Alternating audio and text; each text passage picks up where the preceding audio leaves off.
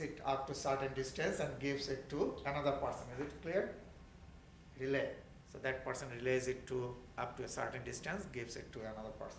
So you see here, if I touch here, the skin, the signal goes where? All the way to the brain. It's a long way, right? One neuron is not that long to carry the signal from the skin to the brain. Make sense? One neuron is not that long. The axon is not that long. So that's why you need relay. Make sense? So you already know part of it. What you know is, see here, this is the body, right? I told you this is the body. So let's say this is the skin. I'm touching here. You have the receptors. So sensory signal will go this way, right? This is sensory pathway, you know that. So this way. So first relay occurs in this structure, round structure, because you have one set of neurons here, right? Sensory neurons. What is the name of this structure? Dorsal root ganglion. Remember that? Filled with sensory neurons, right? So these neurons will first receive the signal this way. Then from here the signal will go to dorsal horn. You have another group of neurons, sensory neurons, right? So from here the signal will go to these neurons. Is it clear? This way. So first relay occurs here in the dorsal root ganglion. Second is located here in the dorsal horn. So these are two sets of sensory neurons. Then the ascending tracts will take the signal towards the brain. In the brain, you have another structure filled with sensory neurons, which is called the major sensory relay station. What is that? You already know, everybody. Yes. Thalamus, right? You know that, right? Major sensory relay station. Already you know, relay station. So, these are sensory neurons in the thalamus. So, through the ascending or sensory tracts, signal will go to the thalamus. Almost all sensory signals will be relayed in the thalamus. So, how many sets of neurons you got in sensory pathway? 1, 2, 3. Make sense? Then from thalamus we will go to different cortices. So, first order neurons are in the dorsal root ganglion. Second order neurons are located in the dorsal horn of the spinal cord, and third order neurons are located inside the thalamus. So that's the sensory pathway. Okay. From the thalamus, signal will go to different areas. You remember the functional areas? You have auditory, right? Here. You have visual in the back, right? So from thalamus, visual will go here.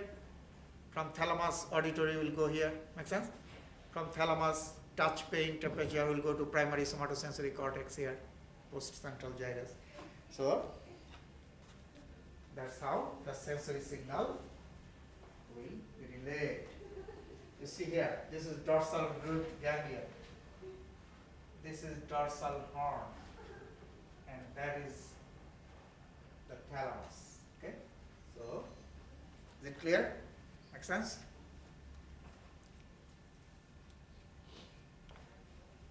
So, in 3 locations, the signal will be relayed when it will travel from the receptors to the brain.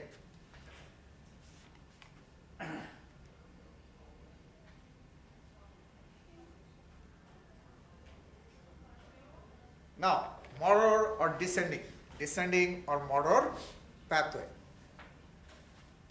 You already know part of it. This is what? Ventral horn, right? And ventral horn has what kind of neurons? Motor neurons, you already know. So this is one set of motor neurons, right? Here in the ventral horn. You already know about it. And another set of motor neurons are in the motor cortex. Motor cortex. You know, precentral gyrus. So these are motor neurons.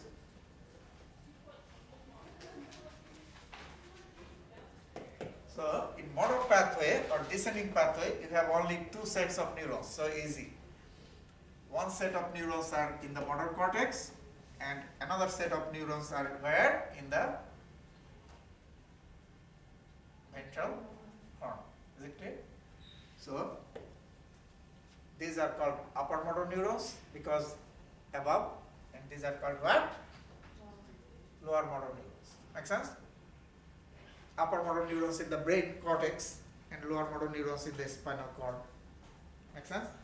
So two sets of motor neurons. Upper motor neurons. And these are called what? Lower motor neurons. So from upper motor neurons through the descending tract of the spinal cord, the signal will go here. Through the descending tract. So spinal cord has ascending and descending tracts. You already know that, right? Two types of tract. Okay. Now let's quickly review. Okay. In sensory pathway, how many sets of neurons you have? 3. First set of neurons are in the ganglion, in dorsal root, right? So from the receptors, signal will go there. Then second set of neurons are in the dorsal horn of the spinal cord, gray matter of the spinal cord. Make sense? And then through the ascending or sensory pathway tract, signal will be taken to the thalamus, where you have third order or set of neurons. Is it clear? Okay. Descending. How many sets of neurons? Only 2. Upper motor neurons are in the motor cortex, right? Cortex. And lower motor neurons are in the ventral horn of the spinal, gray matter of the spinal. Is it clear? Then we'll go to the muscles or glands. Okay. So through the descending tracts, the signal will go from here to here. Now, this is interesting to know that these neurons are sending signal, these are motor, to the muscles, skeletal muscles, for example, here, to the muscles. And these neurons always try to do what? Keep the muscles constricted. Keep the muscle squeezed, constricted. Make sense? Just know that. So lower motor neurons always try to do what? Keep the muscles constricted, strongly constricted. And upper motor neurons are doing what? Sending signal to the lower motor neurons all the time and telling the lower motor neurons, don't squeeze that strongly, inhibiting the lower motor neurons.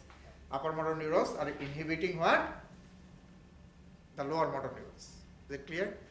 Like when you take your small brother or child to a park, you sit somewhere, right? And watch your kid and tell them, don't be hyper, right? Don't go too far. Stay within this area, right? So kids always are hyper. So lower motor neurons always work more. What is that?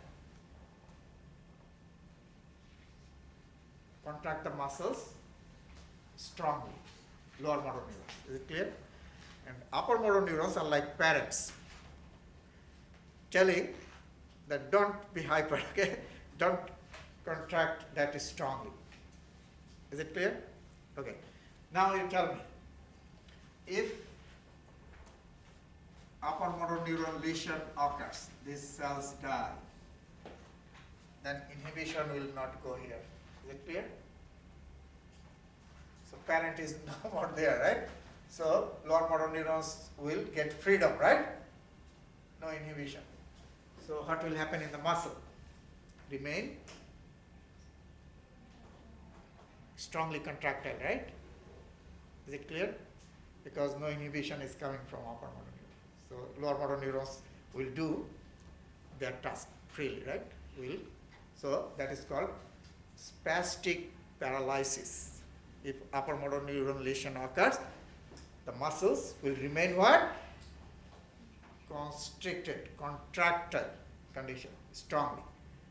Is it clear? So will not get relaxed, always hard.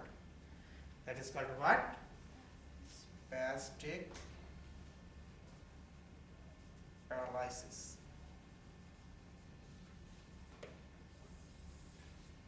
Due to lesion of the upper motor neuron. Due to lesion of the upper motor neurons.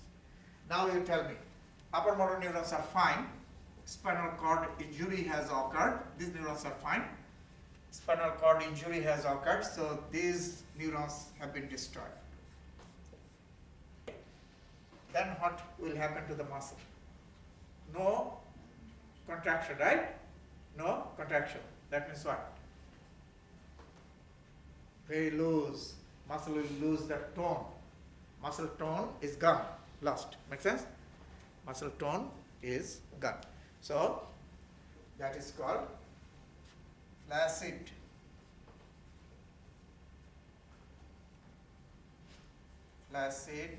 paralysis. Okay. So lower motor neuron lesion will cause the loss of the muscle tone.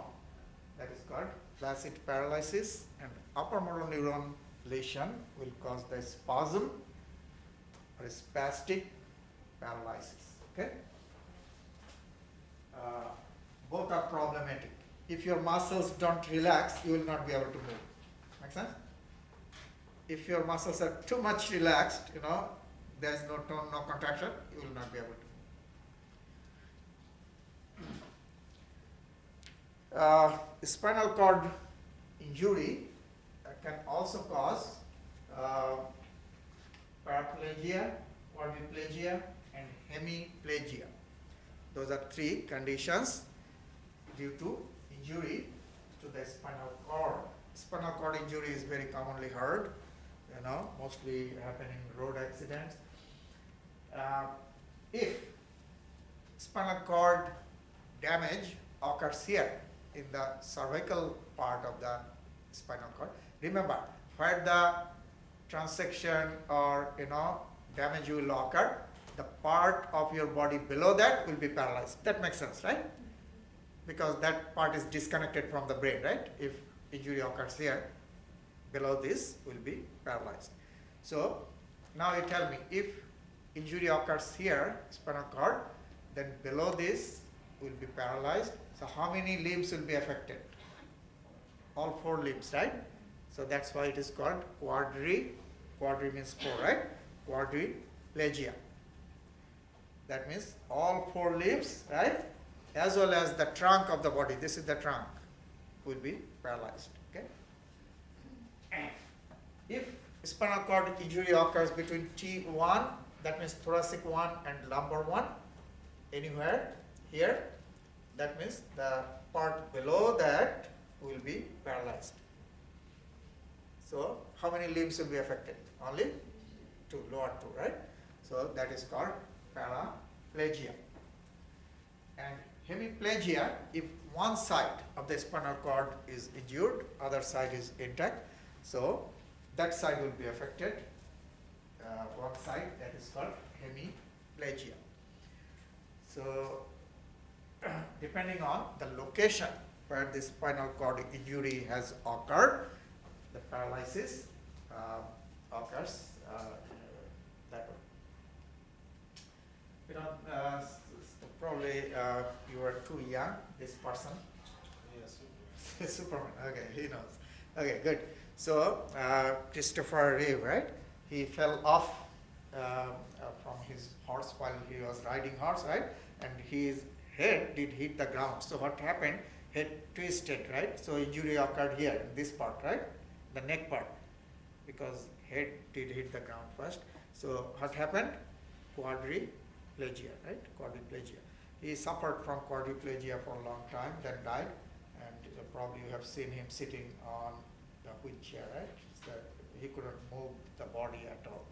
Okay, so he got quadriplegia due to injury in the cervical part of the spinal cord. Reflex, we have already talked about the reflex. Reflex must be what? Three things I mentioned. Voluntary or involuntary? Involuntary, autonomic, right? And must be fast or slow, quick or slow? Quick, right? Very fast. Response should be very fast, right? And same direction every time. If I present the stimulus, if I put flashlight, your pupil will do what? No, people will constrict to limit the light entrance, right? If I put flashlight, your pupil will constrict, you know that. It will not let all the light get in. So, every time I will put flashlight, people will constrict. It will not dilate. Makes sense? Same direction every time. If I hit here in right place, right, your leg will kick forward, right? Every time, same direction, that one. So, it should be involuntary or autonomic, right? It should be quick or fast and should be in the same direction all the time, okay? Three properties of the reflex. Now, to complete the reflex, you need 5 components. These are the components. First, the receptors. Stimulus should be activate the receptors. Like, when I hit here, patellar ligament, right? Patellar ligament, you have stretch receptors. Stretch receptors. Receptors are activated, right? Then signal will be taken to the spinal cord. Sensory neurons, you know that. Sensory neurons will take the signal to the spinal cord, right? And then spinal cord is the integration center. And then motor neurons will take the signal where? To move the leg, you need what? Muscle, right? Skeletal muscle.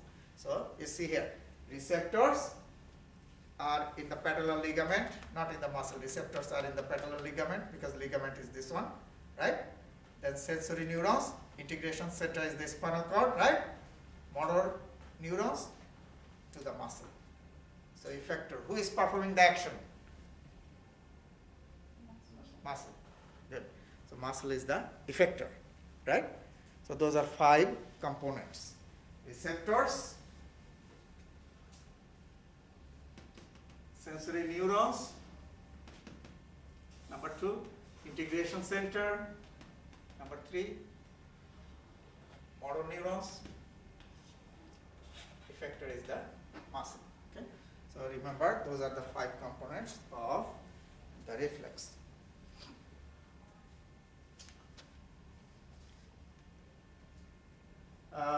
Babinski's sign. This is another reflex. This is called plantar reflex. The name of the reflex, everybody, don't confuse. The name of the reflex is called plantar reflex. Okay? And the test is called Babinski's test, the sign. So, we do plantar reflex to see if Babinski's sign is positive or negative. Okay? So, sign is the Babinski's sign. What is this? This is the sole of the foot. Okay? We scratch the sole of the foot with something blunt, not sharp first. So, like this, and see if the toes, flexion of the toes occur. That is normal response. When I will scratch, what will happen? Flexion of the toes should occur. But if someone has motor neuron disease, the motor neurons are not working. So, when you will scratch, you will do the plantar reflex test. What will happen?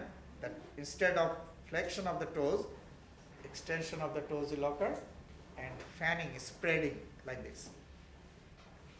So this is the sole of the foot. I'm scratching. This is normal or abnormal?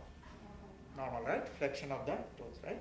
Now if I scratch and you see like this extension and spreading, that is abnormal. Okay? That means what? If I see like this is Babinski's sign what? Positive or negative? Positive. Make sense? Did you get it? So if you see this, Babinski's sign is absent. Clear? But what is present? Reflex is present. Reflex is present. This is the reflex. Okay? Now if you see this, that means reflex is absent. But what is present? Babinski's sign is present. Is it clear? So positive. That means that is not good. Now in infants, 1 or 2 years infant, if you do this, you will see Babinski's sign positive, which is not abnormal. Because we know that in infants, the motor system or motor nerves are not matured yet. That's why they cannot stand or sit. Motor control is not there, right? Motor system is not yet established. Is it clear? They cannot control the P or, so they cannot balance. So motor control is not there. That's why you see Babinski's sign is positive there, right? But don't take to the doctor or hospital because that is normal, right? After 2 years, that the motor system start to get matured, and you will see Babinski's sign is not present. Okay. So do plantar reflex test to see if Babinski's sign is positive or negative. Okay. I think that's the last slide. Okay. So let's stop here. So make sure you practice this one.